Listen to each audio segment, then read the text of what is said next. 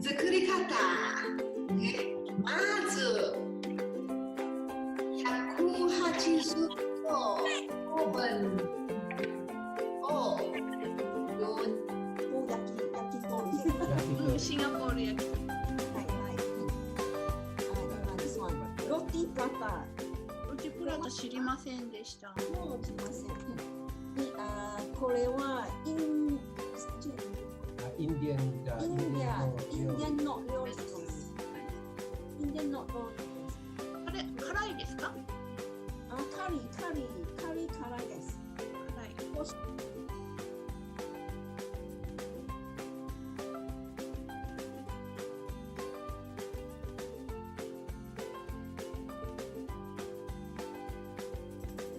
デリカなんですか？Yeah. デリカ。デリはね、社員かな。お醤油を火にかけてると光ってきます。シャイ。わかるかな。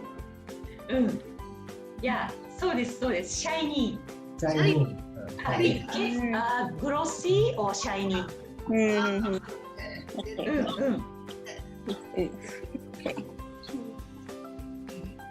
You know the 照り焼きチキン？照り焼きチキンわかりますか？